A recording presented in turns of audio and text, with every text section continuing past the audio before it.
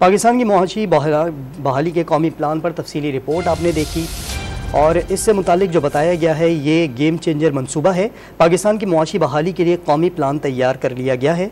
Civil और अस्करी क़यादत ने मिलकर तमाम रुकावटें दूर करने पर इत्तेफाक किया है। इस पर हम बात करते हैं, सीनियर मुआशी माहिर खुर्रम शहजाद हमारे साथ मौजूद हैं। अच्छा खुर्रम शहजाद साहब, आप हमें ये बताइएगा कि पाकिस्तान की मुआशी बहाली के लिए कौमी प्लान तो मुरतब कर लिया गया है, इस मंसूबे को मुल्क की तरक्की के लिए गेम चेंजर करार दिया जा रहा है, आपकी क्या राय है इस पर? शुक्रिया बहुत। देखें, अपेरेंटली तो एक सॉलिड प्लान जो है वो होना चाहिए और इस तरह की मीटिंग्स अनयूजुअल होती हैं जिसमें आपके सारे स्टेक होल्डर्स जो है प्रेजेंट हों और सब मिल के जो है कोई कमिटमेंट करें। तो मेरे ख्याल में एक विल और कमिटमेंट की जो जरूरत है वो यहाँ नजर आ रही है और आनी भी चाहिए, और उसके साथ एक कॉम्पिटेंट टीम भी साथ हो जो कि इस तरह के प्लान्स को सही से जो है एग्जीक्यूट कर सके, उसे आगे इम्प्लीमेंट कर सके, ताकि हमारे जो इस वक्त मसाइल हैं, जिसमें सबसे बड़ा मसला इस वक्त हमारे कर्जों का है, और कर्जे दो तरीके से जो है सेटल हो सकते हैं। या तो बड़ी इन्वेस्टमेंट हमारे पास इस वक्त आ जाए, या फिर हमारे पास जो है IMF प्रोग्राम हो। तो ये दो ही तरीके हो सकते हैं जिसकी वजह से हमारे कर्जों में कमी हो सकती है और आगे जाते हुए हमें इनफ डॉलर्स मिल सकते हैं, जिससे हमारे जो माशी मामलात हैं, माशी जो हालत है, वो आगे आने वाले दिनों में जो खराबी के इम्कान हैं वो कम हो सकते हैं। तो मेरे ख्याल में इसमें बहुत सारी चीजें की जा सकती है जो पहले भी हो सकती थी और अब हुई है। तो डेफिनेटली कोई देर नहीं है, लेकिन ऑफकोर्स इससे ज्यादा देर नहीं होनी चाहिए। जिसमें टैक्सेस को कम करना है, ईज ऑफ डूइंग बिजनेस आम इन्वेस्टर के लिए, जो पाकिस्तानी इन्वेस्टर भी है और बाहर का भी है, इसके लिए आसानियां पैदा करना है, उसको सिक्योरिटी फराहम करना है। फिर उसके साथ रेगुलेटरी जो इश्यूज होते हैं, रेगुलेशंस बहुत ज्यादा है हमारे यहाँ, ब्यूरोक्रेटिक हर्डल्स बहुत ज्यादा है, इनको कम किया जाए।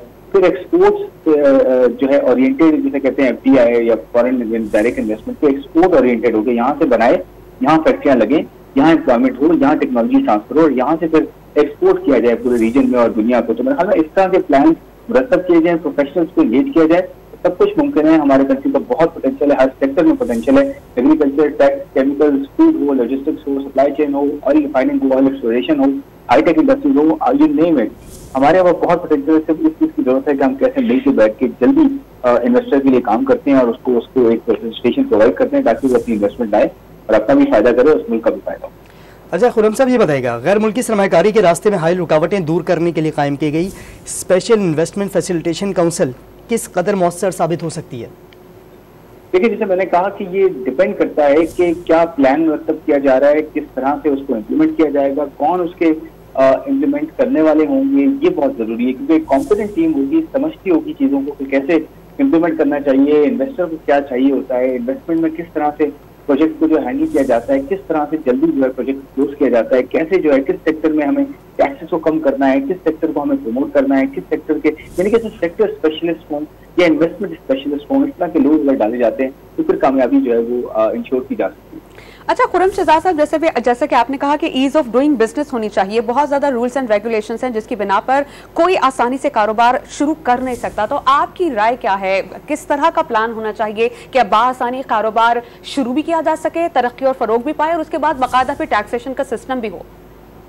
देखिए, एक तो टैक्स का सिस्टम है कि टैक्स का बर्डन आप कम करें। जैसे कि यहाँ कोई कंपनी अगर बनाता है तो उससे आप देखें, अब इस बजट में भी सुपर टैक्सेस लगाए गए हैं। वैसे ही हमारा टैक्स रेट जो है वो तकरीबन 60 से 70% पहुंच रहा है। दुनिया में कहीं भी इतना ज्यादा टैक्स नहीं, डबल टैक्सेशन बहुत ज्यादा है। तो टैक्स को सबसे पहले कम किया जाए, उसके बाद अगर इन्वेस्टर जो है इस मुल्क में कोई कंपनी लगाना चाहता है, कोई लाइसेंस लेना चाहता है, उसको फैसिलिटेशन बहुत ज्यादा जरूरी होती है, खासकर फॉरेन इन्वेस्टर को, क्योंकि यहाँ आते आते उसके लिए अटेस्टेशन बहुत ज्यादा है, उसके लिए अप्रूवल्स बहुत ज्यादा है, उसके लिए हर्डल्स बहुत ज्यादा हैं। इन सबको कट डाउन किया जाए तो मेरे ख्याल में इन्वेस्टमेंट यहाँ जल्दी हो सकती है और हमें जल्दी जो है डॉलर इनको मिल सकता है बनस्बत जिसके जो इस वक्त हम कर रहे हैं। ठीक है खुर्रम साहब, बहुत शुक्रिया, आपने अपना तजिया पेश किया। हमारे साथ मौजूद हैं सीनियर मुआशी माहिर फ़ारूक सलीम साहब, उनसे बात करते हैं। फ़ारूक साहब, ये बताएगा, मुआशी बहाली के प्लान में ये तखमीना भी है कि फॉरेन डायरेक्ट इन्वेस्टमेंट में गैर मामूली इजाफा होगा, क्या कहेंगे आप?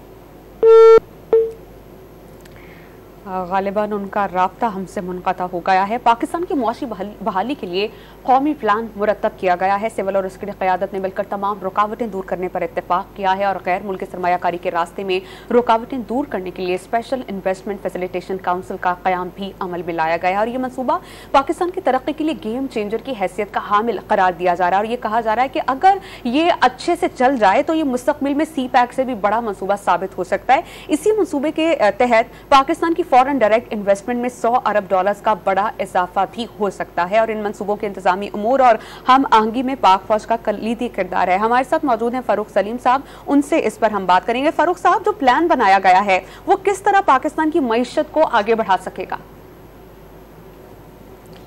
फ़ारूक सलीम से रब्ता हमारा दोबारा मुनक़ता हो गया है, रब्ता बहाल करेंगे, मज़ीद बात भी करते हैं। इस खबर पर हम तज्ज़िया भी लेंगे, जो कि मुआशी बहाली के हवाले से कौमी प्लान पर तफसीली रिपोर्ट हमने आपके सामने पेश की थी, उस पर हम तज्ज़िया भी ले रहे हैं मुआशी माहिरीन की जानिब से।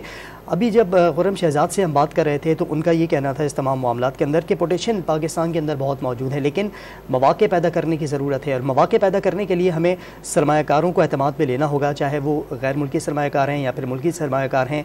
उनके लिए टैक्स को जो है उसमें छूट देनी पड़ेगी ताकि वो ज़्यादा से ज़्यादा सरमाया को यहाँ पर लगाएं और इससे बेनिफिट्स जो होंगे वो आवाम के होंगे। न सिर्फ आवाम इससे फ़ायदा उठा सकेंगी, रोज़गार के मौके ज़्यादा से ज़्यादा पैदा होंगे, जो पोटेंशियल है उसको यहाँ पर यूटिलाइज़ किया जा सकता है। लेकिन अभी फ़िलहाल उनका यही कहना है कि यहाँ पर टैक्स के मामलात के ऊपर अगर बात कर रहे हैं तो सरमायाकारी उस वक्त सरमायाकार करता है जब उस पर टैक्स के जो पैसे हैं वो कम से कम लादे जाएँ, लेकिन यहाँ पर टैक्स के जो मामलात हैं उसको मज़ीद देखने की ज़रूरत है।